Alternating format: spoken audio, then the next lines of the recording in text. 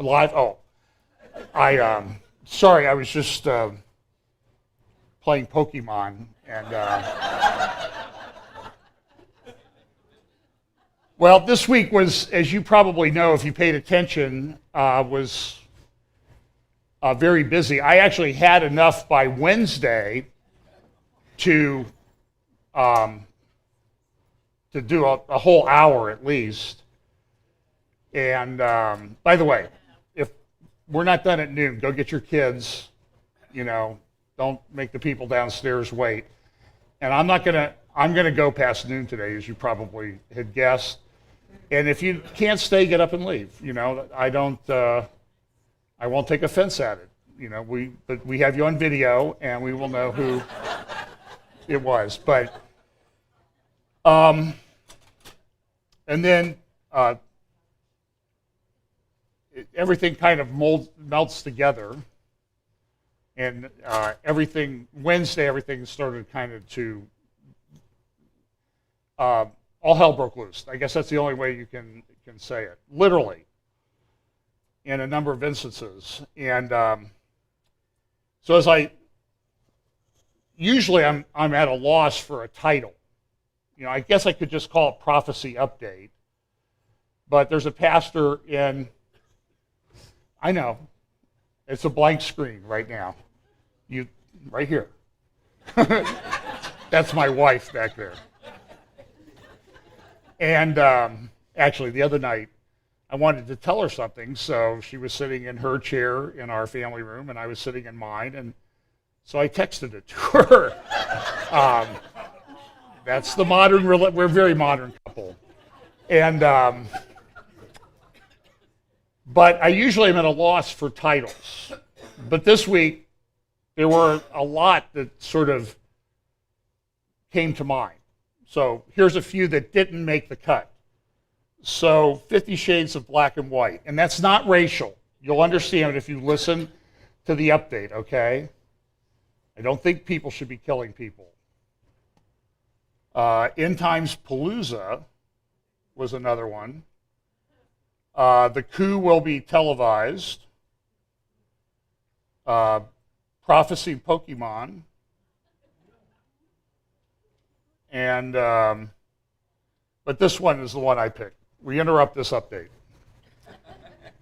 And it's funny because as everything was starting to break loose, especially on Friday with the coup in Turkey, now appears to be a failed coup, although these things are very fluid situations, and it's probably not a good idea to make conclusions as to exactly what happened, who caused it, who was behind it, what it means for the future. But I did, and I've had several different opinions already, and I'll share a little bit of those when we get to the Turkey part. But I called Bill Salas, who's at the Prophecy Watchers Conference in Colorado. I called Bill Caney, who was on his way. And I said, it's really reached the point where when you're speaking on this subject, and if you're kind of looking at current events, is that, you almost need to take your phone up here with a breaking news app and kind of set it at the podium so that you can talk about it. And we all laughed, but it's true. There's even some things going on this morning which I don't know what to make of in Armenia. So who knows? I mean, maybe we'll have to break in and we'll have to interrupt this update to bring other things as we talk about each week the signs that converge. But we live at a very epic time. I don't think there's any question about that. And even people who don't have an orientation towards Bible prophecy are noticing it. And it's very troubling and disconcerting. And usually the reaction is people get troubled and depressed, or people just stick their head in the sand and think that if they don't pay attention to it, it's not actually happening. But it actually is happening, and there's turmoil everywhere. In the book of Jude, it talks about, and Jude's about false teachers, but I think some of the principles of Jude also apply to the situation that we find themselves in. But ye beloved, building up yourselves on your most holy faith, praying in the Holy Ghost, Keep yourselves in the love of God, looking for the mercy of our Lord Jesus Christ unto eternal life.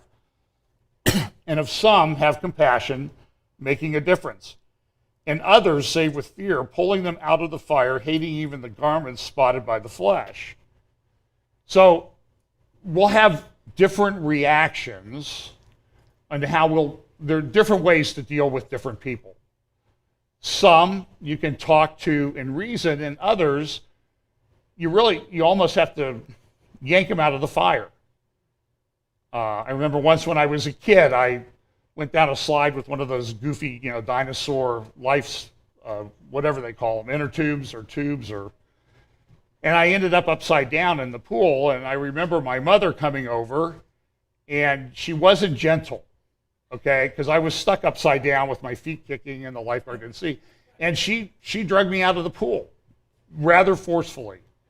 And it's a good picture of how sometimes we have to deal with some people. And I think God will guide us as to how we do that. Also in Matthew 24, it says, "And ye shall hear of wars and rumors of wars. See that ye be not troubled. For all these things must come to pass, but the end is not yet. For nation shall rise against nation, and kingdom against kingdom. And there shall be famines and pestilences and earthquakes in divers places. All these are the beginning of sorrows." So I'm going to share this morning just sort of a potpourri of things. And then towards the end, we're going to talk about France and Turkey and some of the implications of that. But I think the first part, I'm going to share some things in a way that I don't think you'll see anywhere else today. Just some video that I was able to find, some things that actually happened in Jerusalem on the Temple Mount this week that I think are significant, and you'll see that in just a moment. So we have the world. It's interesting to look at secular press, and they're talking about, what do we mean when we talk about the different generations? And the Bible uses the term, this generation shall not pass. And we have all these generations, some of them overlap and that type of thing. And but there is sort of general characteristics about each generation, and we talk some about that.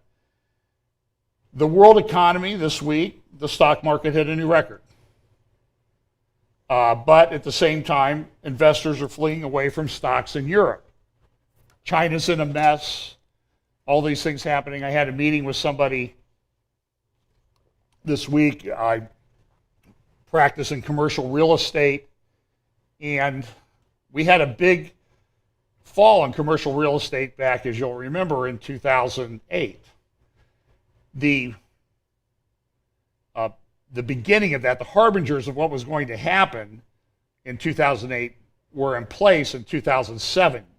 If you were paying attention, you could see it coming. Since then, a lot of commercial real estate loans have been redone. But they have a term. And so within the next year or so, if I read the statistics correctly, a large portion, a majority of those will need to be refinanced. The last I've read, pretty good estimate is that at least almost a third of them will not be able to be refinanced, which means there's going to be a lot of hurt in the commercial real estate field. It's another bubble. We're going through, and so the harbingers of what's coming are all in place. So we'll have to just see what happens. This is something that people talk about, cyber assaults that are happening with some regularity in the financial world and in the business world. I just did a seminar, participated in a seminar on cybersecurity, and the companies break down into two categories now in cybersecurity: those who've had breaches and those who will have breaches. It's just inevitable with the way it is, and there's hackers out there that make it their life to do this. There's some good news on the oil front. The oil price dropped. The shale oil drillers started going out of business, filing bankruptcy, but they've made adjustments. They've been able to lower their costs of doing business, and they're actually coming back to the point where Shale oil is the largest source of oil I think that the United States uses today, which is good. I mean, it makes us somewhat energy independent. As long as some people, here's what it says, shale drillers have cut the cost of producing new supplies of oil by as much as 40% in the last 2 years. That's the way business works. Of course, in California, where they're always mostly concerned about not so much people's comfort and ability to live with electricity and stuff, they want to shut down the nuclear reactors at Diablo Canyon. Okay? But the nuclear power, by the way, doesn't have a carbon footprint. It doesn't have carbon emissions, as far as I know. And so they just want to do away with it. And it supplies, I believe, about 20% of the electricity in California. So they're going to replace it with solar and wind. And maybe they will. But I'm just saying is the plants are really a couple of the safest nuclear plants on the planet. But they want to get away with it. This also brings into play the power grid. This was an article this week in, I can't remember where I saw it, the New York Times or Washington Post or Wall Street Journal. Wall Street Journal. Power grid is left exposed to sabotage. And it's a big problem. And a lot of the problem could probably be fixed for an investment by the government of about $2 billion. But they won't do it. Because the power companies are afraid, well, if they do it and it doesn't work, then we'll get sued. And, so they're, the lawyers again, it's always the lawyers, I know. Economists this week, Donald Trump and a divided America. And by the way, pray for the thing in Cleveland, that nothing happens.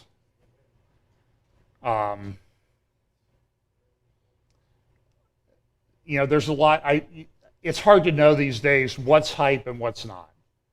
So just pray that it'll be peaceful and quiet. No, if there's protests, and I know there'll be protests, that they'll be peaceful and reasonable, and we won't end up with scenes like we've seen in other cities in the recent months. But this was a stunning thing. Justice Darth Bader Ginsburg, one person referred to her as, I believe she must have had a glitch in her cryogenic chamber that they used to keep her going. And she came out and said, Trump is a disgrace to the court. He's a fake. This is really, in my understanding, this is unprecedented in American history that a sitting Supreme Court justice would do this. I mean, can you imagine if Justice Scalia or Thomas had ever said such a thing about President Clinton or Obama? What would happen? And even, this was even more stunning, was she said this to the New York Times, and the New York Times said, Mr. Trump is right about Justice Ginsburg. Now, she's come out and apologized, but I don't know that she can, given her position, I don't know that she can undo the damage. And she was talking about leaving the country, so maybe somebody could set up a GoFundMe thing to buy her a ticket to New Zealand or something like that. Yesterday in D.C. was this Together 2016. Now, I watched part of it. It was set up by this guy named Nick Hall, founder of an organization called Pulse.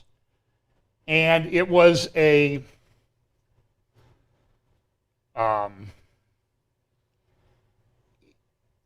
were some people there who, we like, and there were a lot of people that we don't like. And it was sort of an ecumenical palooza, I guess is the best way to say it, as to what was going on. Here is Lou Engle and Bishop Robert, a Catholic. There was no kissing feet on this one like there was at the Azusa thing. But I listened to a few of them. Josh McDowell was there with his Superman t-shirt on. And it was just, most people only had 10 minutes to speak, and you really can't develop much of an idea in 10 minutes. I have enough trouble in an hour getting it done. So it was kind of weak and watered down. Now, but one thing I found as I was researching this, and I saw this on a blog post, and I went and investigated myself and actually downloaded it to my phone, the Together 2016 app. And they have all this neat little stuff on there. They have info, map, schedule, lineup, and find a church, Twitter, Instagram, and of course always have the donate button, which is important. So I went and tried find a church. By the way, we're not listed. I don't know if that's good or bad. And they have categories. You can filter the searches. And so this is the Find a Church page. And you'll see here that there's inclusive. So I'm pretty sure we wouldn't fall in that category even if we made the list. You have progressive. And you have gay affirming, of course, because this was an evangelical gathering, and we want people to come to our things and be able to go find inclusive, progressive, gay affirming churches, right? This is the type of nonsense that went on at this place. Now, the Pope was supposed to deliver a message. I'll explain. I don't know that it ever happened. I've not been able to find it. I did scroll through and watch parts of the live stream. But the Pope, this is a statement he made back in June, and I got this off the EWTN News World Report. At the opening of the Pastoral Conference of the Diocese of Rome, the Pope was talking about the vows of marriage. And he said this, it's provisional. And because of this, the great majority of our sacramental marriages are null. Because they say yes for the rest of my life, but they don't know what they are saying. Because they have a different culture, they say it, they have goodwill, but they don't know. So on this report, Raymond Arroyo, you might remember him from a clip I played of him interviewing Rick Warren about the spiritual director at Saddleback going to a Catholic mystical retreat or working with some priests. The guy that actually was employed at the time at Saddleback. And, we've seen Rick running off to Rome to make nice with the Pope. But even these guys sitting here, this priest on the left, who's an expert in Catholic canon law, says, this doesn't quite square with Catholic teaching. Now, listen, something's going on with this Pope guy. And we've talked a lot about that, and you need to pay attention to it. But there are a lot of Catholics that are really upset with this guy. Well, he was supposed to deliver a message by video or live feed to the crowd gathered there on the Mall in Washington, near the Washington Monument and the White House. Now, they hope to get 1 million. I looked at the crowd. I have no idea how to judge it. It might have been 60,000. It might have been more. It certainly wasn't 1 million. But it was supposed to go from 9 in the morning till 9 at night. Well, how many of you have ever experienced summer in Washington, D.C.? It's hot and humid. Spring and fall are hot and humid in Washington, D.C.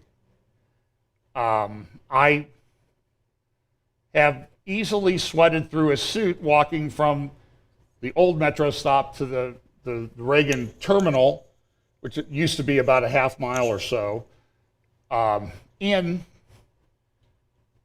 the spring, and I mean completely sweat through the suit. I can easily do that anyway, but happens really quickly in DC. Well, of course, they came in the afternoon. They'd had 350 people with heat stroke and that type of thing, so they had to shut the thing down. And which leads me to believe is, okay, now, what about all the Word Faith guys there? Why weren't they praying it out of them?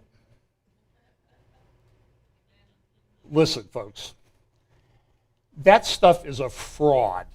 It's not even marginal Christianity. It's a complete, total fraud. Let me give you an example of where healings by these guys never take place. Hospitals, nursing homes, gatherings on the Mall in Washington. It only occurs at their crusades.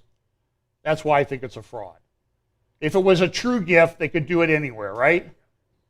I don't recall ever seeing the apostles being limited in the space. So that's just and again, all hate email goes to Steve Mitchell, whether he likes it or not. Okay, let's talk about this for a minute. Pokemon. Now, here's an example of somebody who's not engaged in Pokemon. This is a guy in Oklahoma mowing his lawn in a raging thunderstorm. But now listen, if you live in the Midwest and you hate to mow the lawn, like me, you've done that. You've finished the lawn in that rain because you don't want to go back to it for a week, right? So I wouldn't give the guy a little bit of grace. I can't remember why I put this in, but let's see what she says. Because we're going to have a lot of jobs from building infrastructure to coding, creating new apps. I don't know who created Pokemon Go, but I'm trying to figure out how we get them to have Pokemon go to the polls. If she says it, they've got it, I believe. This is a story of a young lady who was playing Pokemon Go on her phone and walked out into traffic and got hit by a car. And the stories of this are happening all over. I believe I read about a guy up in New York that I think he drove into a tree. Maybe he had a Tesla. I can't remember. But he drove into a tree and died, by the way.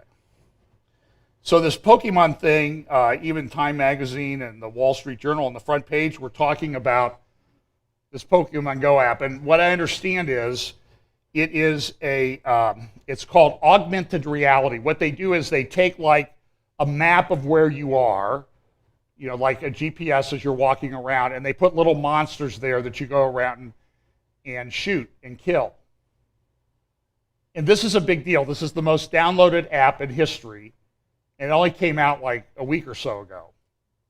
And I'm troubled by it.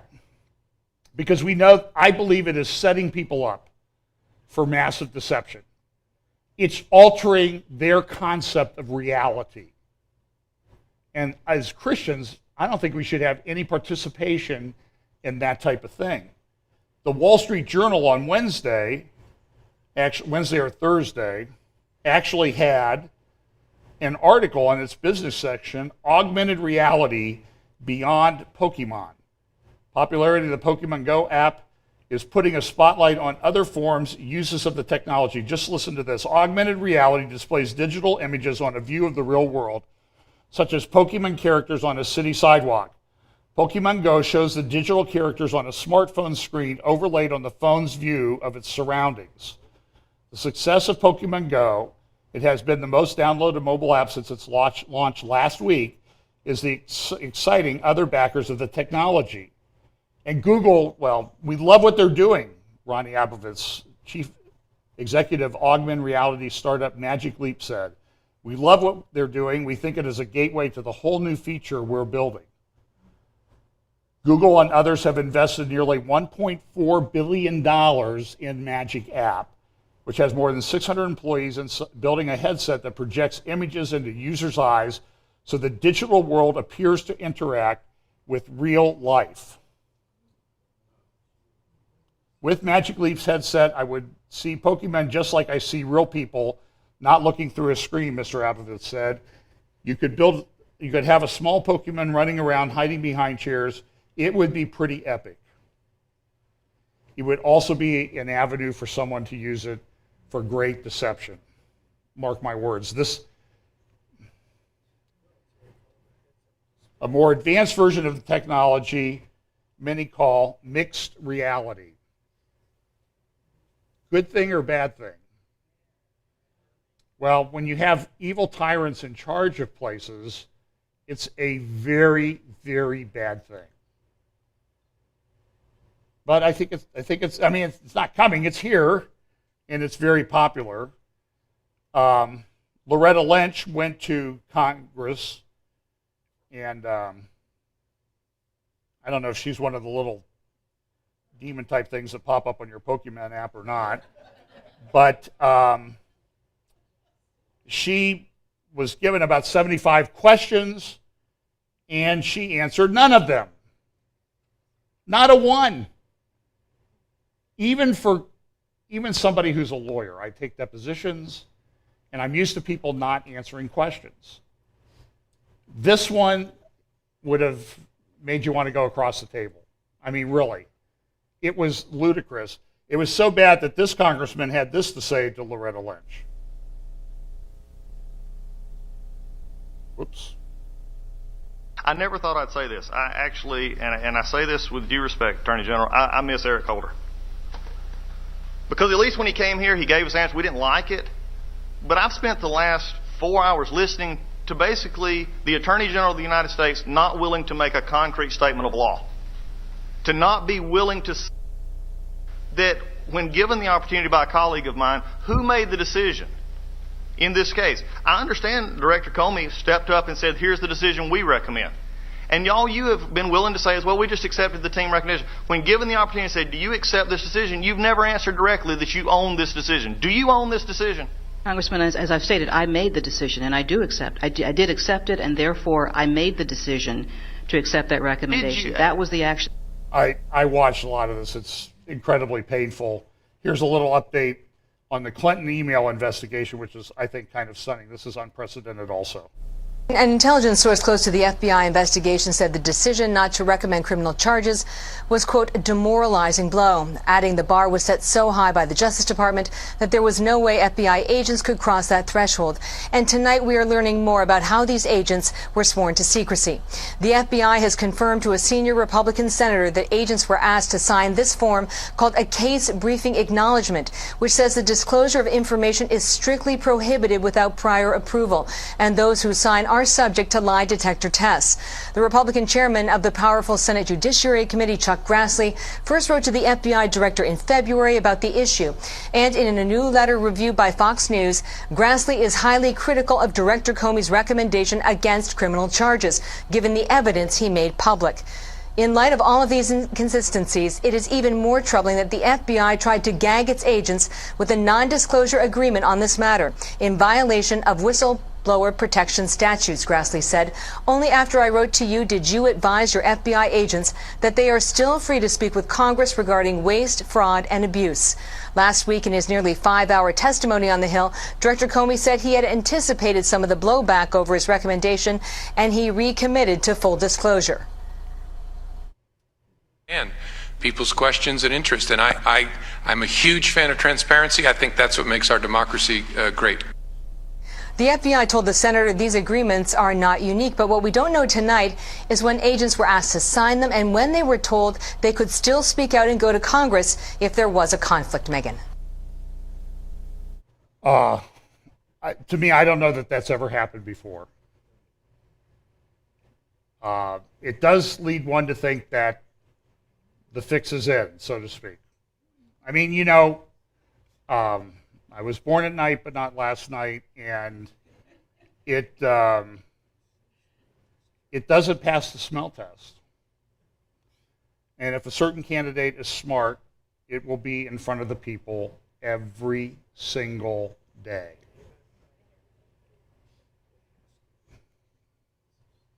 But I'm not a political consultant either, so.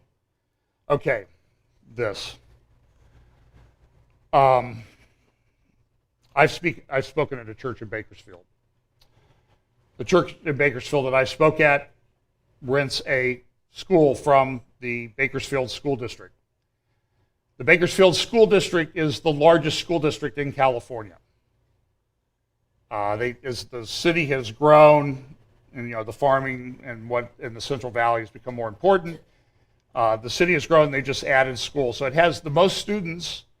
And I believe the largest number of schools of any school district in the state of California.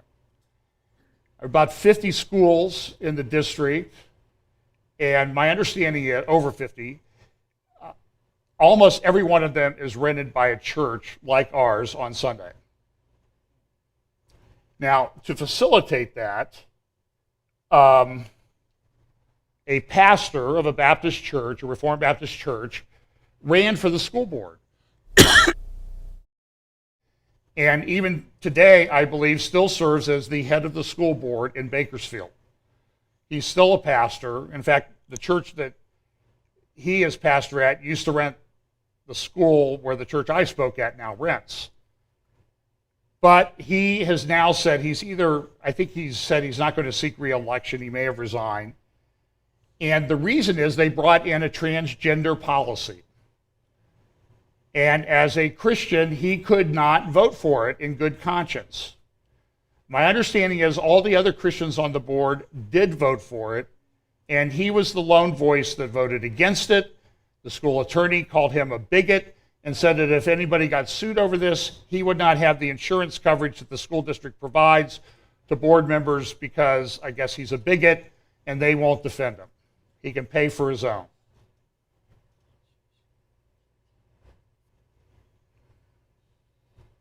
How many times have the people in charge lied to us about how their policies will have no impact on the free exercise of religion? They're lying. They don't care. They're redefining religion. And as I said last week, everything we do here has a religious purpose. Every single thing we do, from unlocking the front door to locking it when we leave. But they're trying to say, well, it's just you can worship privately. That's your freedom of religion. That's baloney. They change that one, they'll change the First Amendment, they'll change the Second Amendment because they don't care. The Ruth Bader Ginsburgs of the world, they don't care. Didn't she say once that she would start someplace other than the U.S. Constitution if she could, if she was doing it all over again? So here's what the pastor said, Chad, I can't remember his name. As you know, California has mandated this school transgender policy for the whole state. I've served in the largest high school board in California and the nation for 12 years. I basically lead that board. Our board voted to adopt a new law into policy. I voted against it. I was breaking the law for doing so because of the way they worded it. I could be personally sued, and our attorney tells me the board insurance won't cover me because I am breaking the law and I am a bigot. Anyway, I announced I would not seek re-election. The community came unhinged when I announced that. I remain the most popularly elected official in the history of our school board.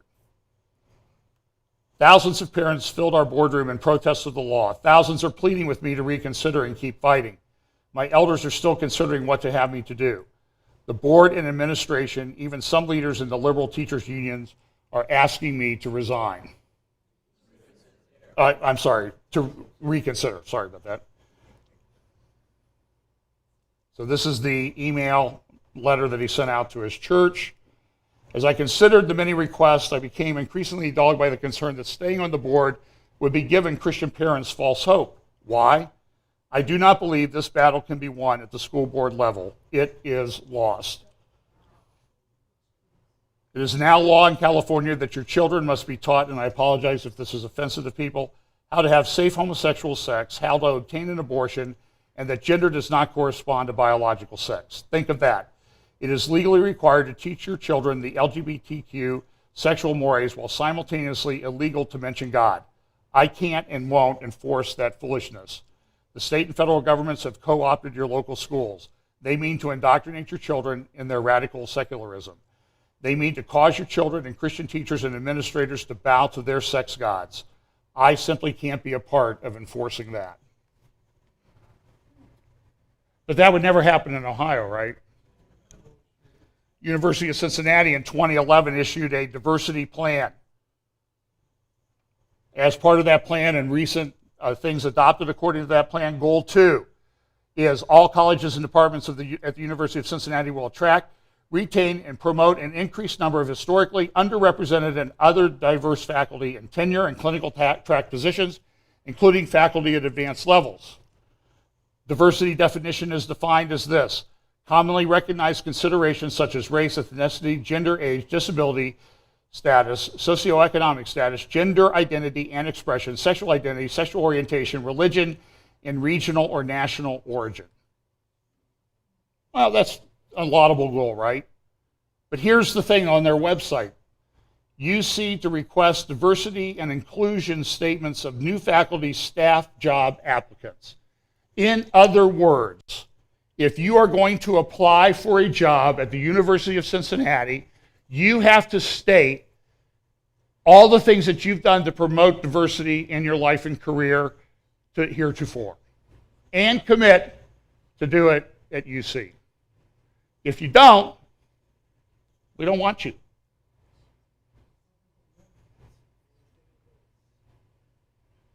It's interesting that in the diversity definition, there are people of religion who won't be able to do certain things. So, guess what? You don't get to work at the University of Cincinnati.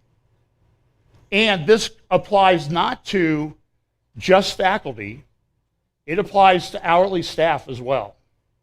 And it's part of the application. Faculty and administrative professional applicants will be asked to submit a personal statement summarizing his or her contributions. You know, that's sexist. That statement. His or her? They're limiting it to his or her? Where are the diversity cops when you need them? 911 to UC, you better get down there. Contributions or potential contributions to diversity, inclusion, and leadership. This application request recognizes that the university is a diverse environment and signals that diversity and inclusion are important enough that we're asking student applicants about contributions or potential contributions up front. Senior VP of HR said that. We're all better off with diversity in our lives, and it's part of demonstrating our commitment to diversity and inclusion and setting expectations and priorities.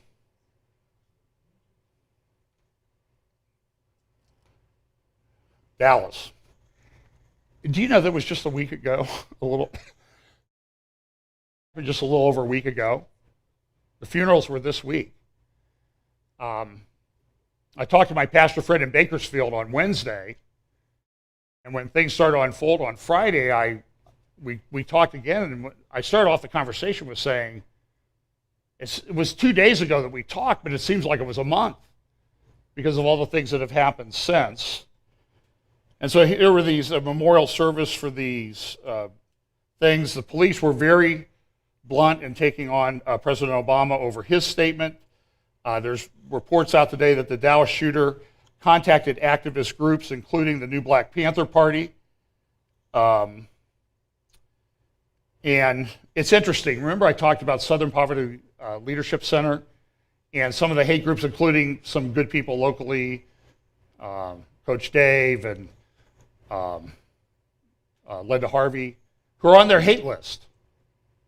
And the new Black Panther Party has been very clear. They want to start an armed revolution and take over at least 5 states of the United States.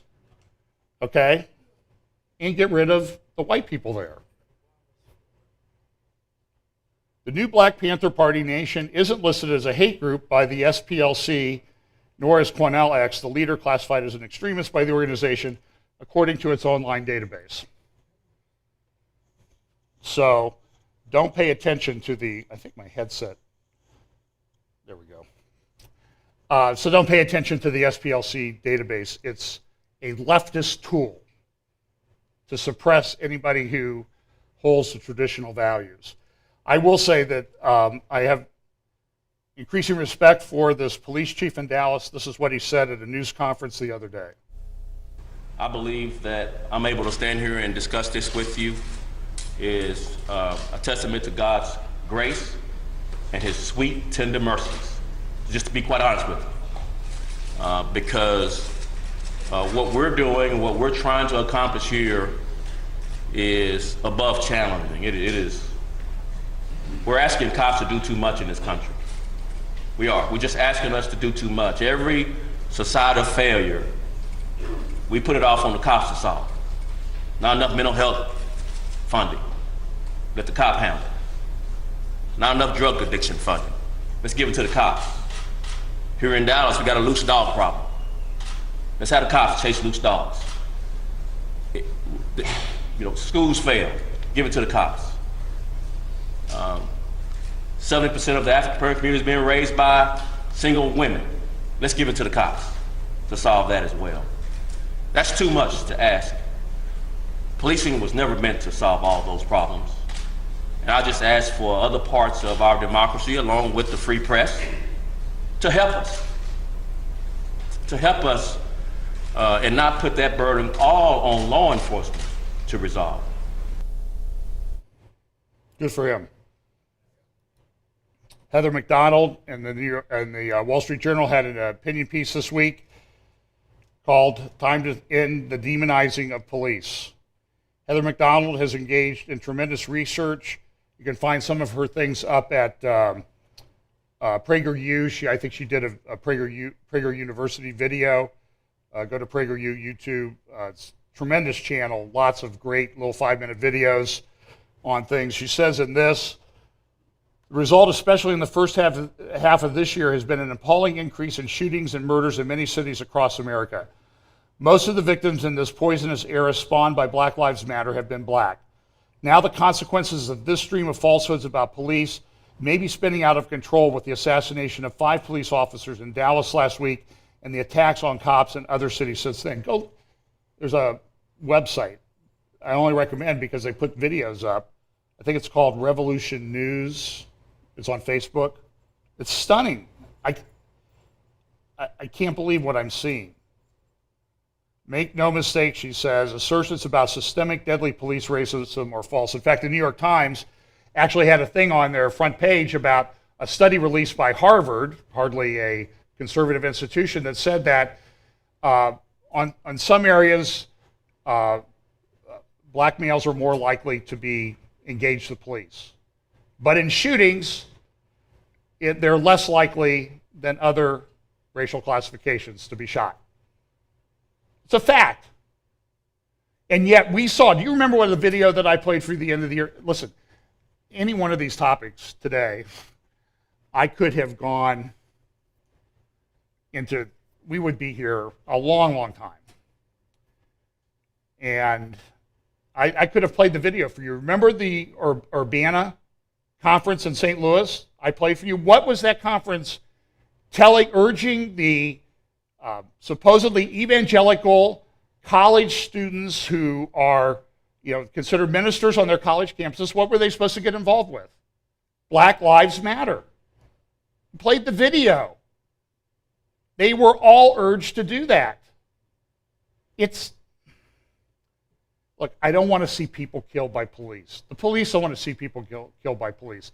I could play you video after video. I saw a video of a white guy coming out of a restaurant.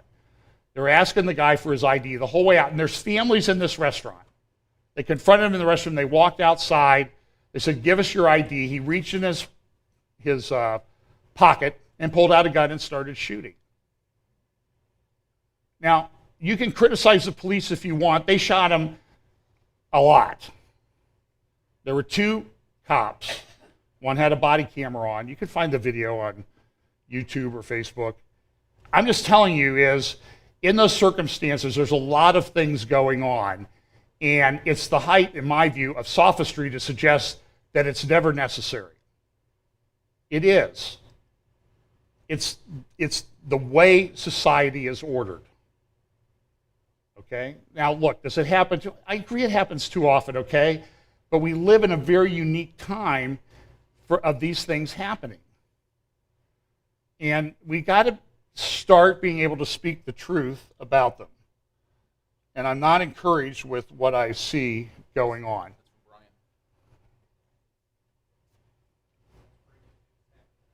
Okay, see, we interrupt this update. Report is that 2 Baton Rouge police officers have been shot dead, and others may have wounded. 2 Baton Rouge police officers shot on Sunday morning have died, confirmed the city parish's chief administrative officer, according to the Advocate newspaper. The police spokesman confirmed that several officers were shot by gunfire. East Baton Rouge police parish sheriff's office deputies may have also been among those shot. Kip Holden, mayor president of East Baton Rouge Parish, told CNN that 3 officers are feared dead and we're investigating. There you go. There you go.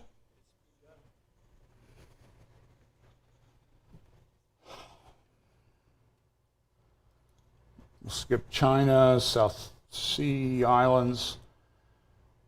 In the midst of all this, just to show you how we get distracted by things, they have a new prime minister, the second female prime minister in Great Britain, United, whatever they call that place over there. I'm sure I'll be corrected. And in Great Britain, United Kingdom, and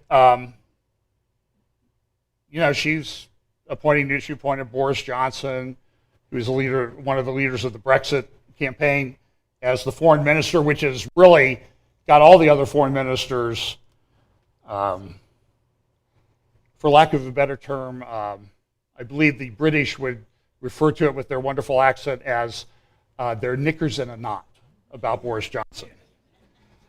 And American Thinker had an article and said, despite Brexit, the UK continues on a doomed path. Why? Demographics. What have we been talking about here over the last couple of years with some regularity? Demographics, lower birth rates, the culture is dying all across Europe, and it's a huge problem. And Britain is not immune from that. By the way, United States is not immune from that either. And it's not about race, it's about values in large part. Because they're bringing in people who do not share values. That is the issue. Shin Bet chief says Hamas is constantly attempting to destabilize the West Bank. Danny Danon, the UN ambassador for Israel, said that Hezbollah now has 120,000 missiles aimed at Israel. Here's a little graphic that I did. If you went back to 2006 when they had the Lebanon War, each missile represents 1,000 missiles. So in 2006, they had 7,000 missiles. This shows you what 120,000 does compared to 7,000. Now, just each missile represents, each one of those little lines is a missile, and it represents 1,000 missiles. Has there been a change? Is Israel more at risk now than ever? You can read this. I won't even mention it in it. You can find Caroline Glick's article from Tuesday, the first Iran war. I think you need to look at it. Gatestone Institute says, according to the United Kingdom, Boris Johnson now, who's the foreign minister, it wasn't a gaffe. What wasn't a gaffe? Well, you remember I reported to you a little while ago that, a couple weeks ago or a week ago, that Mahmoud Abbas, the head of the Palestinian government in the West Bank, what they call the West Bank, had stated a blood libel at the European Union Commission about, and he did it because he was in a snit, because he didn't think the quartet report was hard enough on Israel. And it didn't demand withdrawal of the 67 lines. And so he was in a snit, so he relayed a blood libel at the meeting in public with all the foreign ministers there that said that Israel was poisoning the water in the Palestinian areas. It was a bold-faced, and even the EU now admits it was a lie. So what have they done? Have they dealt with the Palestinians about spreading lies? They've scrubbed the references to all the things that Mahmoud Abbas said about that from all the public documents. Like, okay, if we stick our head in the sand, it won't really have happened. Are you getting a feeling for why there are these problems in Europe that we're going to actually talk about in just a little bit? It was in Brussels where Abbas claimed that some Israeli rabbis were calling for Israel to poison Palestinian water. Abbas received a standing ovation at the end of his remarks. Suha Arafat, the widow of Yasser Arafat, received a kiss from then First Lady Hillary Clinton under pressure, this is years ago, under pressure from people who recognize a centuries-old debunked piece of anti-Semitism. Abbas recanted and admitted that his claim had been false. But such was the desire of the European parliamentarians to protect him that his blood libel was erased from all official documents, which makes his next move even less understandable. Israel was still opposing this week the threats of UNESCO to say that Israel has no connection to the Temple Mount. I'm telling you, they've got a connection to the Temple Mount. I can prove it. This week, paying tribute to Hillel on the Temple Mount, the little 13-year-old girl, Ariel Hillel, who was killed down near Hebron in a settlement, stabbed in the heart, 13 years old. This is her mother and father who went to the Temple Mount this week. And what did they do? This is, I will say this, as I see the cries for a temple, I will confess to you that I have mixed emotions.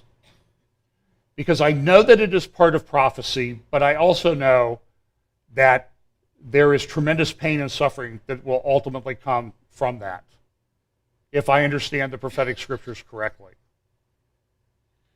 As I see the signs going on around me, yes, I'm excited that the Lord's return is getting closer, but I also grieve at the same time for people who don't know the Lord. So, as I said, I really have mixed emotions about it. But this is unprecedented. They went to the Temple Mount. And what did they go to the Temple Mount to do? Well, I'm going to have a couple videos. These are going to go for 15 minutes maybe, because I want you to see this. In fact, some of the videos involve Jeremy Gimpel, who was here. You know, it was just a little over a year ago that he was here. Can you believe that? I think it was just a little over a year ago. Or was it 2? No, it was just a little, I don't know. He wasn't here. He was here fairly recently, let's put it that way. And it seems like it's a long time ago. So, pray for his salvation. And so you'll see Jeremy and you'll also see Ari Abramowitz in this. So here's a couple videos. I'll probably skip through them a little bit, so please bear with me. What they're doing, let me set it up. There is, if you've been to the Temple Mount, you know there's a main walkway that you go up to get to ascend to the Temple Mount. It's covered, and everybody can use that. Oh, I'm sorry. Everybody can use that except Jews. In Jerusalem, to go to the Temple Mount, the Jews have to go through a different gate. It has a Muslim name. The purpose of this event on the Temple Mount this week in Jerusalem was to rename that gate after Ariel. The Gate of Praise is now called. So here's some video.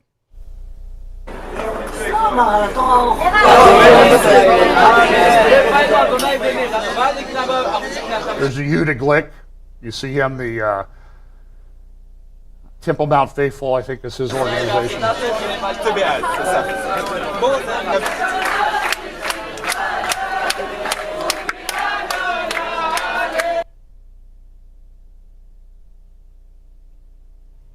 Why am I stopping it here? Do you see the trumpet, the silver trumpet here towards the right below the banner? My understanding is that's a silver trumpet from the Temple Institute that they took up towards the Temple Mount. My understanding is they've never done it before. This is the mother of Ariel, who went up there. And it's just a little over a week after her daughter's funeral. God is doing something in the hearts of the Jewish people. This is God is doing something and waking us up, and the temple will be built soon.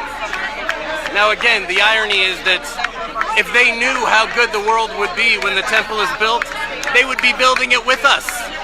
They would be lining up to help us build the temple because there would be world peace. We'd be beating our swords into plowshares. But they don't realize that, and in a different way, they're helping us build it right now. by creating this resistance and creating this thirst inside of ourselves. So check this out, what's going on here, because it's historic. Sorry for the This is shake. the blowing of the shofar and the prayer and the blessing of the high priest. All of you are watching this with us, probably the most.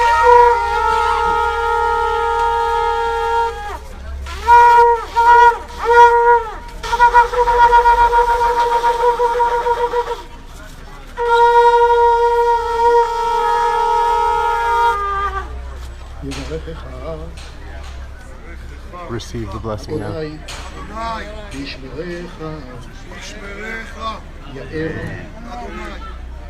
אדוני, פניו אליך, ויחונק.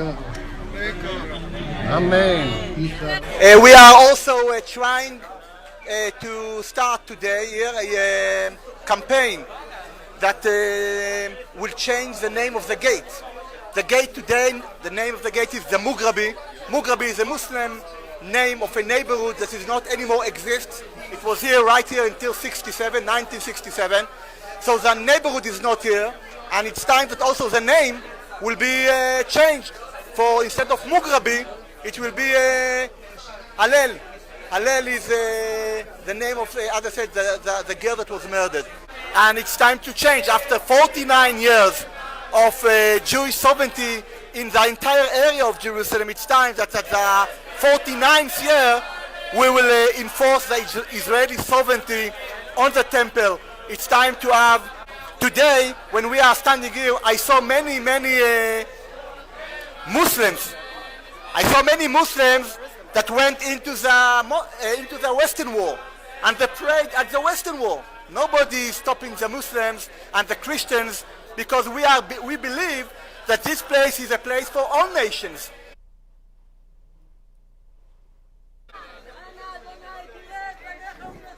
Hashem, Hashem, please listen to us. Look at your children that have come here in the sweltering heat. Look at what a beautiful nation you have.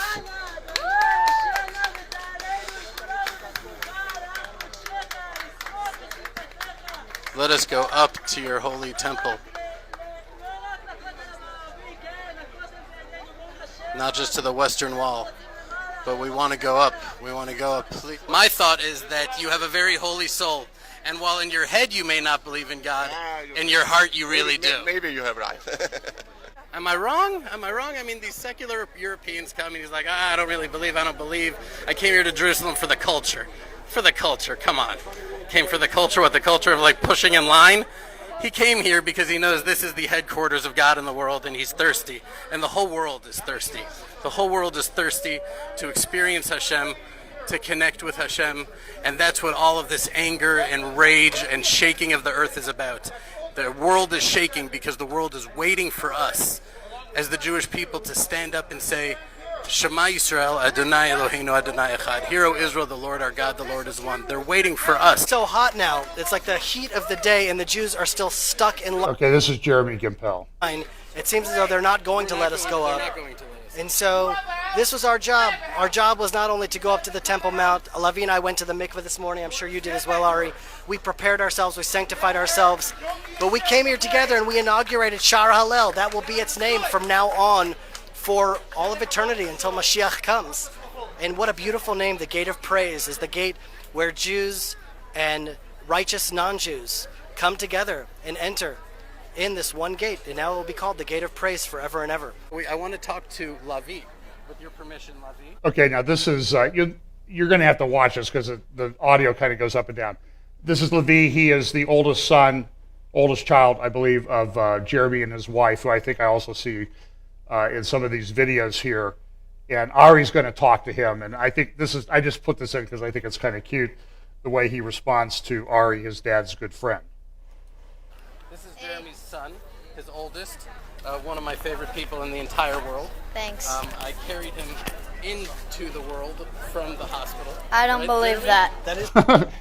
Ari says, I carried him into the world. And the kid goes, I don't believe that. So, I like that kid. Prove it. So here's what his dad says. True. He carried you from your car seat. We walked from the hospital into the sunlight. Yes. Uncle Ari was the first one that carried you into the light of the sun. Where you experienced the sunlight was in my hands. It's true. That's true. Anyways, Lavi, tell me what this is like for you. So my first time. Put the mic closer. My first time going to our Abide, I really hope I could, because I just went to the mikvah, and I really don't want it to be for waste, because I hate mikvahs. To see all these Jews coming together, fighting for Jewish rights, fighting for sovereignty in Jerusalem, to see the next generation that's growing up here in the land of Israel, it's a cut above anything else we've ever experienced. The generation that's growing up in the land are homegrown, Israel-born, living off the land, the fruits and vegetables of the land. Their bodies are made of the land of Israel. The air that they've breathed is the land's air. They're a different reality, a different generation. I believe they are the generation of Mashiach. And we're seeing it now come to pass as now the Jewish people are rising up once again and reclaiming what was given to us so many thousands of years ago. What's it like for you as a parent right now with 5 children at different age levels? The question is, what do you tell your children? How do you raise them? As soon as I feel as that my children are cognitively aware of what's going on, that's probably about the age of 8 or 9. My youngest that I talk to about these issues is 9 years old. I fully immerse them in the reality of Israel. I don't try to hide them from it. I don't try to protect them from it. They have to encounter it. They have to learn how to deal with it. They have to learn how to grow courageous and brave.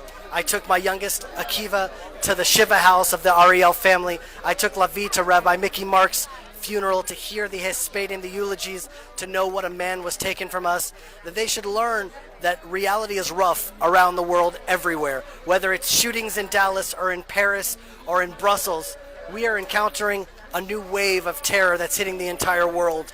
And I believe the best way to raise our children is to not shield them from it, not hide them from it, but teach them how to cope, teach them how to deal, teach them to become courageous and brave and rise up to the occasion. And I see it in my own life that my children are growing.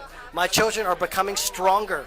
And so coming here today in memory of Hallel is probably the best parenting gift I could give them, to raise them as strong, brave, proud Jews in the land of Israel. And also, there's a Jewish concept that's really beautiful, that's important to understand, that Ishmael, the father of the Muslim world, that he gets certain merits for his circumcision that he got at the age of 13. And for each year of his circumcision, there's 100 years that he gets of dominion over the Temple Mount. And Islam started at 700, and now it is past the year 2000. His 1300 years are up. And we as the Jewish people, we're here, and we are here to stay and to build our temple. Go on. Shlomo HaMelech, first thing he does, cut down trees, cedar trees in Lebanon. The building. What that man says is he's from Tel Aviv, and he says, listen, Tel Aviv, this is where the cedars from Lebanon came through the port at Tel Aviv Yafo. The second temple started with Tel Aviv. The third temple will start with Tel Aviv. And I'm not sure if Jeremy Airy has something else to say. I think that's it. So let me move on to something else. Okay, now we're going to get into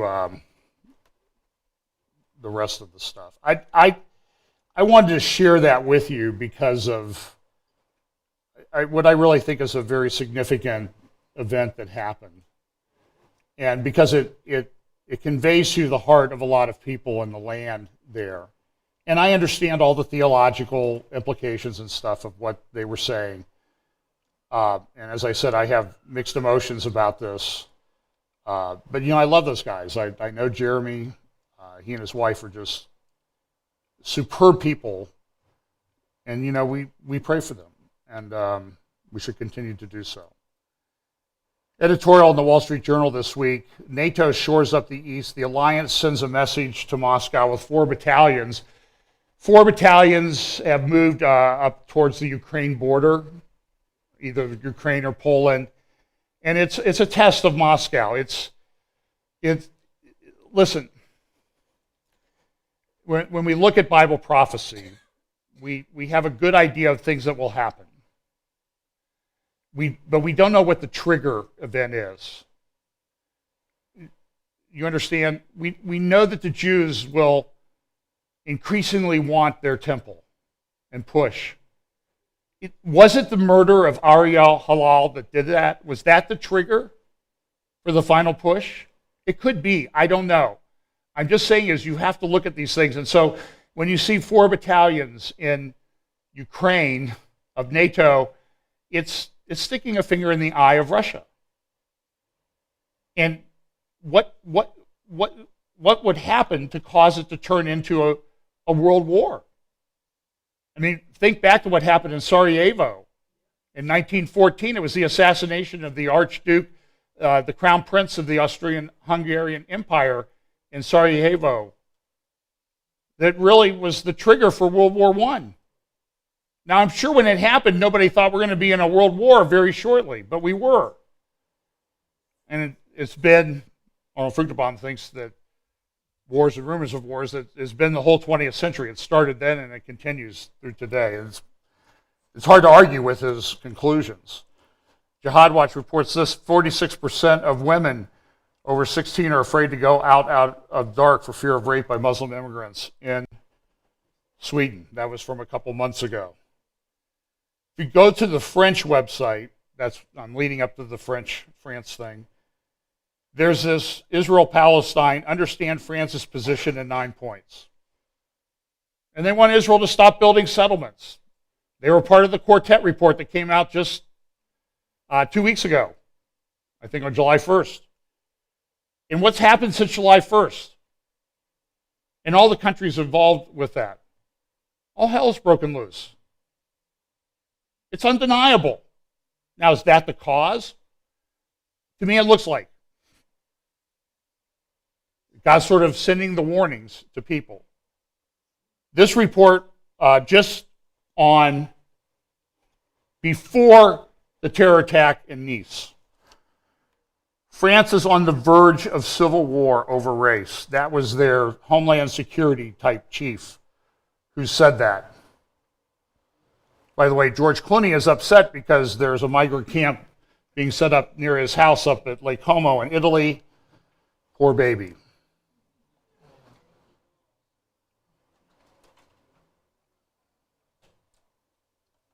But what they're really concerned about is the right-wing groups, not so much all the people that they're letting in that don't share values.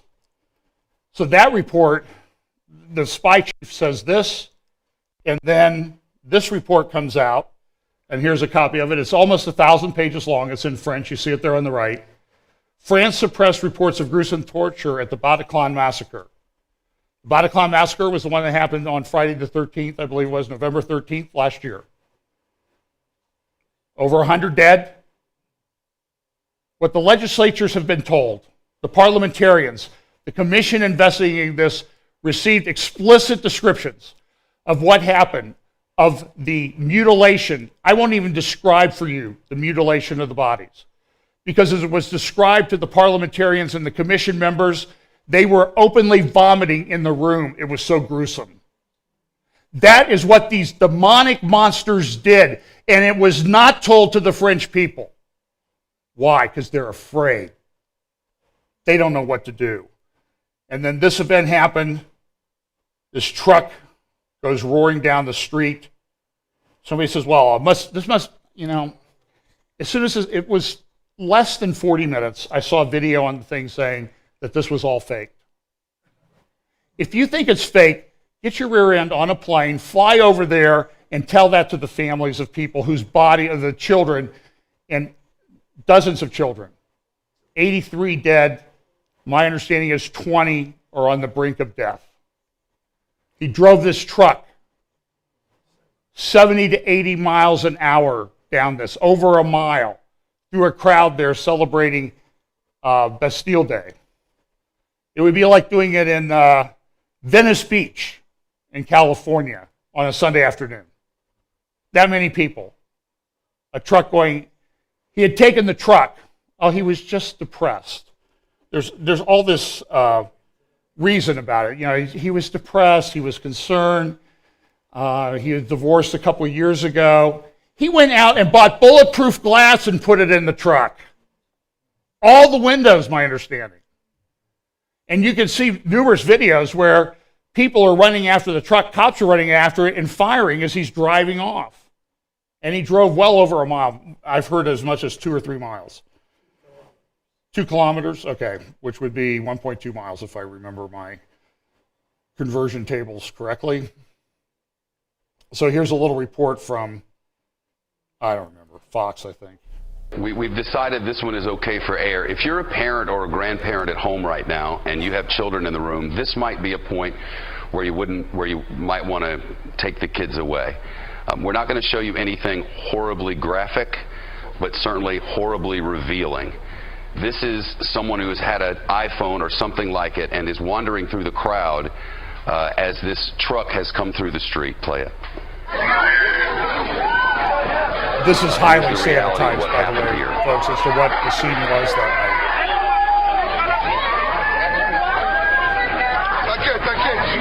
Victims just piled up in the streets.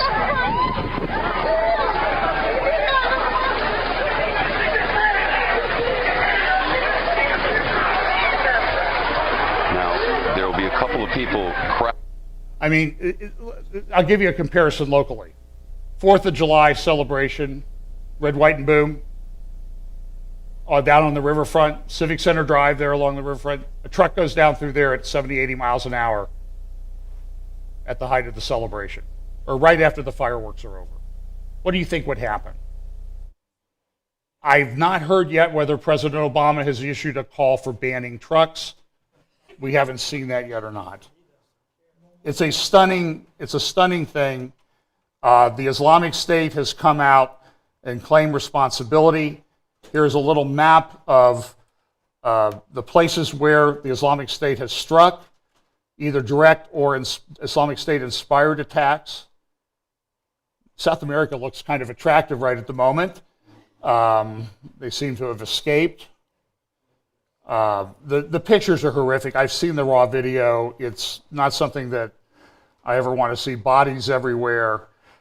Many children among the victims. This is sort of a graphic of the waterfront in Nice, where he started, and he drove all the way down across through the waterfront during this the Bastille Day celebration. Just absolutely horrific.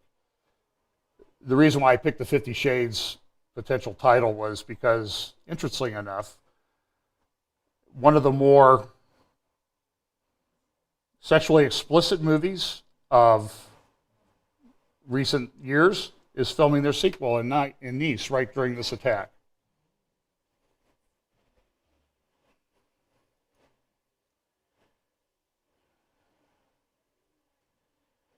And then this from a paper, I think this is the New York Times. France is debating whether the truck assault could have been stopped. One headline down here says, a night of terror, a night of wonder, then terror, an attack through the eyes of innocence. Dozens and dozens of people have changed. The French Prime Minister has said, times have changed, and France is going to have to live with terrorism, and we must face this together and show our collective sang-froid. France is a great country and a great democracy, and we will not allow ourselves to be destabilized, he added. It doesn't inspire a lot of confidence, in my opinion. Gatestone Institute followed this up with an article yesterday calling France the coming civil war. And it's like they treat it as an abstraction.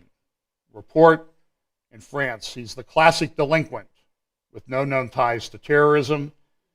But Debka reported, and I think this is accurate, he sent his family $110,000 before the rampage. Somebody must have been paying him. Terror's new form in the New York Times International Edition, international page. Terror's new form, a threat that can be managed but not erased. Here is, I think it's, I can't remember the guy who speaks first. just a couple short clips. Our humanity to over-correcting on the collateral damage is causing the inhumanity that we saw last night, the inhumanity that we saw in San Bernardino, in Orlando, in Paris, in Brussels. So we are creating more casualties on our side by being humane to them. General, that's tough stuff, isn't it? That's tough stuff, because this is tough stuff. It's going to get worse. And until we stand up, until we get leadership, our leadership has aided and abetted this enemy. You're absolutely right again. There's a giant disjuncture between the political elite in the West and the people who are really afraid, and they have every right to be afraid. What happened after San Bernardino? What happened after Orlando? Our political leaders said, oh, these dangerous guns, we have far too much access to guns. What is President Obama going to recommend tomorrow, Lou? Should we ban trucks to make us safer? This is insane. This is the reality. We have the elite that believes that this isn't about ideology, it's not about religion, it's about disenfranchised, unemployed people. And then we have the reality. None of these people are born in refugee camps. The real terrorists are middle-class individuals who are doing this for the glory of Allah. But our administration says, no, these are not the droids you're looking for. This has nothing to do with jihad. We're not even going to allow you to use the word jihad. And when Omar Mateen calls the 911 dispatcher in Orlando, we have a cabinet member who wants to censor that phrase from the transcript. Extraordinary. Well, Newt Gingrich, and I don't agree with his solution, but here's what he said. I don't want to really tie this into politics, but every issue America is now dealing with, every issue that we have discussed in recent months and years about the Islamization of Europe, about refugees, about immigration, about open borders, it seems to come together, and also political correctness and not recognizing radical Islamic terrorism as the enemy and evil in our time. From your perspective, what does this tragedy, this evil attack tonight mean for that conflict and debate? Well, first of all, Sean, as you know, I was in Paris just last weekend talking with people who are deeply involved in trying to deal with the Iranian government and other sources of terrorism. And let me also say, Daniel Silva has a remarkable new novel called Black Widow, and the entire opening section is on the systematic Islamic attack on Jews in France, which is the worst it's been since the Nazis. So let me start with where I'm coming from, and let me be as blunt and as direct as I can be. Western civilization is in a war. We should, frankly, test every person from here who is of a Muslim background, and if they believe in Sharia, they should be deported. Sharia is incompatible with Western civilization. Modern Muslims who have given up Sharia, glad to have them as citizens, perfectly happy to have them next door. But we need to be fairly relentless about defining who our enemies are. Anybody who goes on a website favoring ISIS or Al-Qaeda or other terrorist groups, that should be a felony, and they should go to jail. Any organization which hosts such a website should be engaged in a felony. It should be closed down immediately. Our forces should be used to systematically destroy every internet-based source, and frankly, if we can't destroy them through the internet, we should destroy them with kinetic power, using various weapons, starting with predators, and just frankly just killing them. I am sick and tired of being told that the wealthiest, most powerful civilization in history, all of Western civilization, is helpless in the face of a group of medieval barbarians who, for example, recently burned 20 young women to death, burned them to death, because they wouldn't have sex with them. A group which beheaded recently in the Philippines 2 Canadian businessmen. And we're told to be reasonable, to be passive, to not judge. Well, I just want to tell you tonight, everybody who watches this video, this is the fault of Western elites who lack the guts to do what is right, to do what is necessary, and to tell us the truth, and that starts with Barack Obama. Okay, was that clear? Now, he's backed off some of it. You know, there's some constitutional issues and stuff, but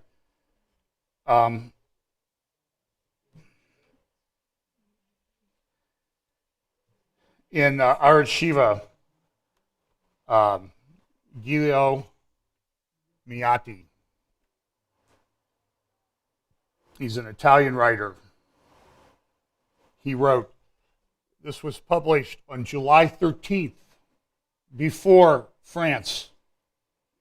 He said, Europe will submit to radical Islam. Listen to some of this. Western civilization developed from its Judeo-Christian roots over many centuries. The core value has been the centrality of family and the intimate connection with future generations. Today's Western individualistic society, cut off from its roots, playing Pokemon, has put an unbalanced emphasis on material pleasure and sexual satisfaction, ignoring the long-term consequences. We in the West have deprived many generations of the reasons to build a family. Population has declined dramatically in war-ridden countries like Syria, but a population drop over decades has never been observed since the 1950s, with the exception of Southern and Eastern Europe. In Eastern Europe, the number of women in childbearing age will drop by 3/4 by the end of the 21st century. To quote the Financial Times, Eastern Europe's population is shrinking like no other regional population in modern history. Not modern history, in history. Spain has witnessed the most extreme demographic spiral observed anywhere. It is the mystery of a country that until the 70s had the highest fertility rate in Europe and that today has the lowest in the world. Abortion is now the leading cause of death among Spaniards. A society that does not reproduce its own kind is heading for liquidation, literally and in terms of loss of its identity.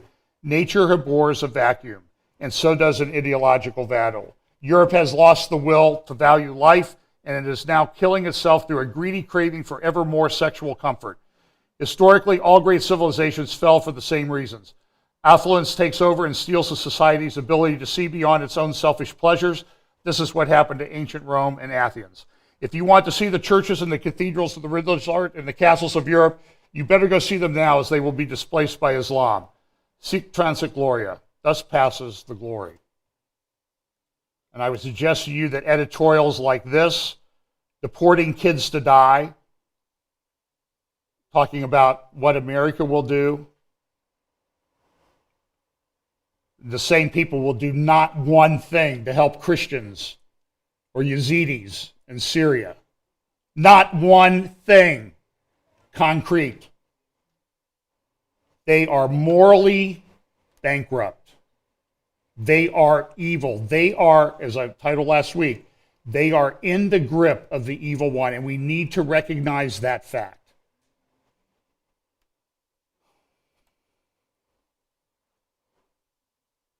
I don't have time to go into this. I'll maybe cover it next week.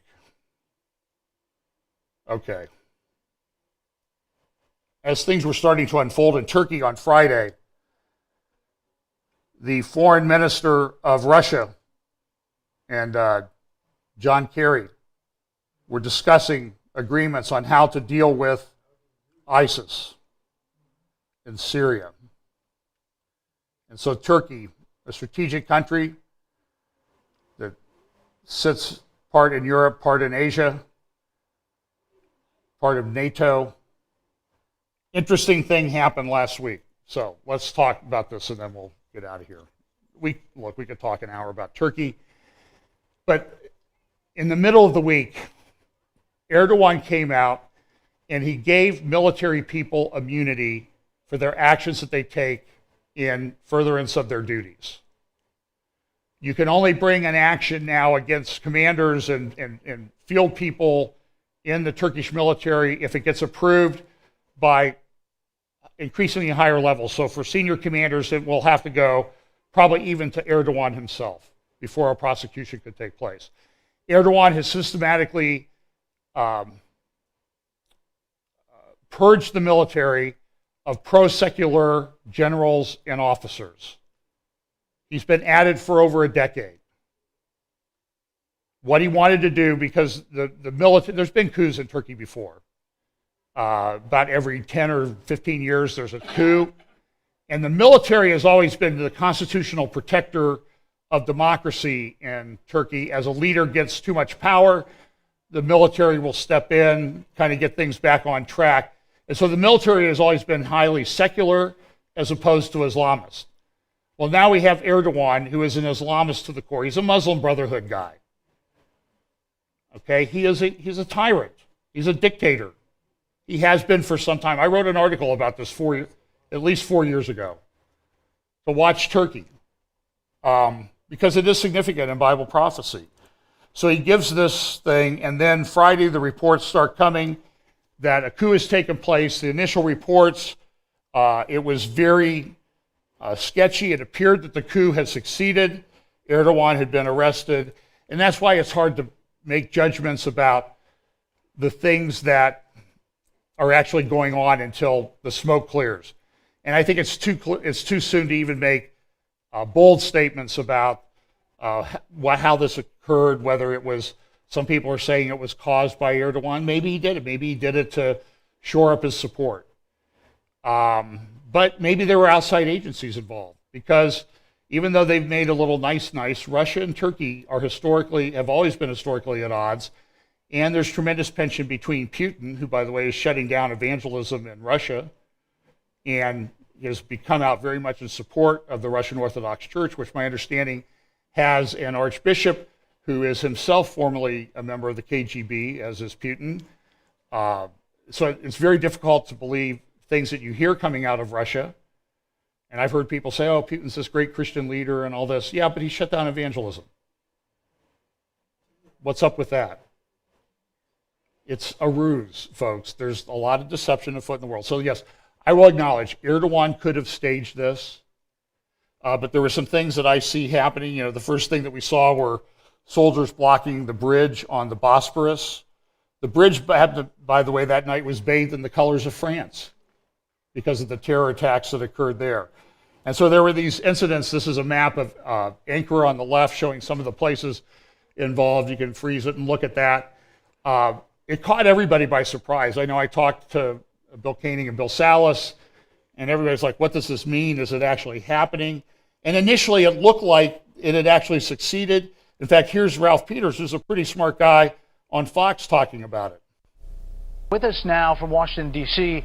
is Fox News strategic analyst Ralph Peters, author of the new book, The Damned of Petersburg. Ralph, your thoughts as this developing story, we're getting more and more information. Well, the situation is indeed murky. We won't know until tomorrow morning at the earliest who's really winning or who has won. Both sides are trying to spin it. But the macro picture is very, very clear. This coup is Turkey's last chance to avoid becoming an authoritarian Islamic regime, if not an outright Islamist dictatorship. And we should make no mistake, the people staging this coup are the good guys. It sounds paradoxical, but they're the ones on the side of constitutional democracy. President Erdogan has been dismantling the secular constitution, the secular legacy of Ataturk, packing the courts, packing the legislature, packing the upper ranks of the military, all with Islamists. He is not our friend. He is not Turkey's friend. And if this coup fails, you will see a crackdown, and it'll be the excuse to eliminate the last vestiges of secularism. And so, at any rate, this is not a banana republic military trying to take power for the sake of taking power. They are trying to save their country. And the president, our president, by coming out and saying, oh, we have to support the democratically elected government. Erdogan's government is not democratically elected the way we know it. He has banned opposition political parties. He's banned opposition politicians. He's staged elections so they will benefit him. So again, I think Washington, as usual, Obamacare has got it wrong. The coup, God bless the people trying to save Turkey, a country for which I have great affection, but right now it doesn't look good. Well, so did he stage it? Did he do it? Did he? Did Erdogan cause it? There's some things, and I know people are sincere in trying to figure this out. I think it's too soon to tell. It could be. To me, it seems a very risky thing to do. There are hundreds of people dead, over 1,000 injured. The last I heard, there were 250 at least dead. And this was supposedly a helicopter of a coup, the coup military, firing on people on a bridge, I believe, in a street in Ankara. And my understanding is that they were protesters. They were pro-government protesters out there. The people in the coup, leading the coup, shot at them. And listen, the video has been taken down by YouTube. I saw the aftermath of this. This is what happens on a battlefield. This is stuff only soldiers should see, in my opinion. They're images you'll never get. I saw them, you'll never get them out of your mind. They're gruesome beyond belief of what happened to these people as they were shot by probably 50 caliber machine gun rounds. Ripped apart, ripped to shreds on this bridge. And this, I believe this helicopter was later shot down by the loyalist military. So that's why I kind of think maybe it wasn't fake because these guys are shooting and they get shot down. You know, it just seems that they had live rounds. These were real people that died there. So I don't know. And then the soldiers, you see these pictures on Twitter of the soldiers surrendering to the police and the crowd coming in, and you'll see pictures of the crowd.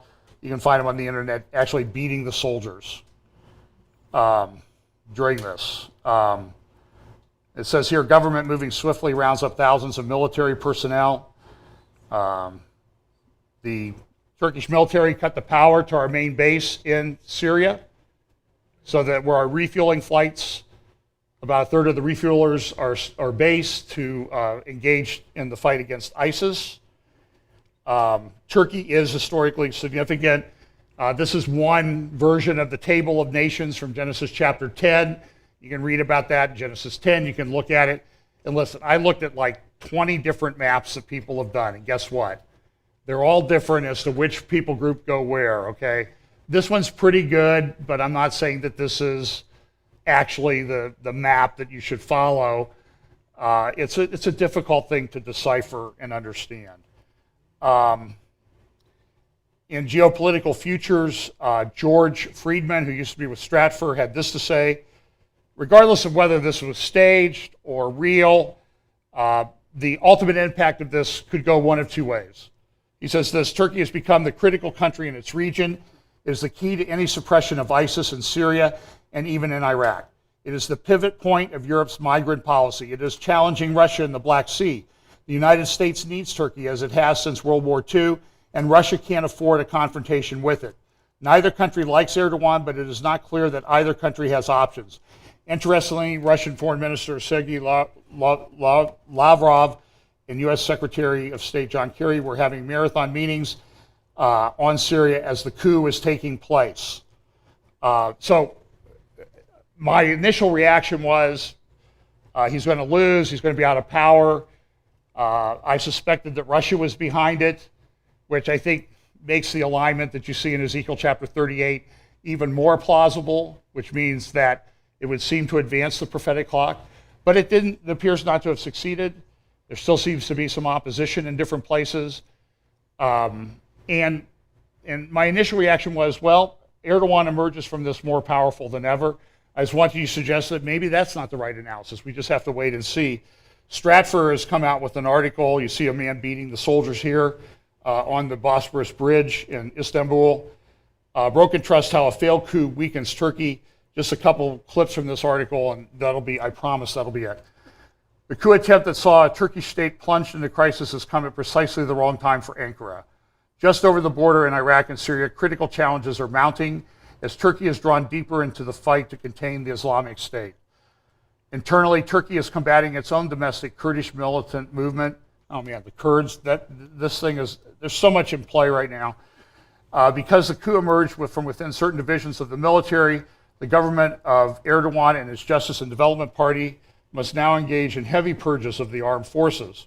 This will make it difficult for Ankara to use the military as an instrument of policy and national strategy. The coup has been put down, but the aftershocks could hamstring Turkey for a long time to come. So this is an alternative that people need to consider, that if Erdogan staged this, he undermined himself in many respects, because they're getting rid of thousands of people in the military. There will be mass executions public executions across Turkey, I suspect. Erdogan is a tyrant. He is a dictator. He's not to be trusted. He's blaming the Gulen movement, which is an opposition movement, an Islamic opposition movement to him. Gulen is a Islamic imam who lives in the Poconos. He's been exiled. Reports are today that President Obama is considering sending Gulen, extraditing him back to Turkey, where he certainly will be executed. So that's another development that you need to watch. So I'll just finish with this. A notable minority of the Turkish military leadership supported the coup. Although the plot has been in the works for some time, the conspirators were pushed to act rapidly when they became aware of an impending crackdown during the August 1st military rotation, which would have resulted in some conspirators forced into retirement. The upcoming crackdown following the July 15 coup will further erode the military's capabilities. It will erode morale and lessen the fighting cohesion. The arrest and imprisonment of combat leaders, as well as the quartermaster and military logistic administrators, will increase the disorganization and cause confusion among the ranks. It's this kind of analysis that makes me think that maybe Erdogan didn't stage it because there are huge consequences to what happened. Now, it may turn out that my feeling on that is entirely incorrect, just like I was wrong that I thought the coup might succeed. But if this is what happens, I would not discount the involvement of Russia or Iran behind the coup. I mean, these things take a long time to plan. And so if this is weakened Turkey, you remember, what was the saying that I said a long time ago? The Persians invented chess, the Russians perfected it. So this isn't checkers over there, it's chess. It's very complicated, very strategic. People are thinking many moves ahead. This could come at a worse time. The Turkish military is heavily engaged in fighting Kurdistani Workers' Party, engaged in Syria and Iraq. A military weakened in the aftermath of a failed coup will present Ankara with fewer tools to handle these challenges. The much touted possibility of a Turkish military push into Syria is now too risky. This is from Stratford. This is also true of an expanded Turkish military presence in Iraq as the push to drive the Islamic State from Mosul gears up. Turkish operations against the PKK may also suffer, though it is unlikely that they will grind to a complete halt. Turkey's military incoherence will also complicate regional efforts by other powers. We rely on them in all this. For the Kurdish People's Protection Units in Syria, Turkish infighting could provide an opening to expand and connect Kurdish-controlled territorial pockets. So what happened? Everything got really complicated. Listen, I appreciate you staying. Look, we saw some significant things that are happening, and let's pray briefly, and then let's go.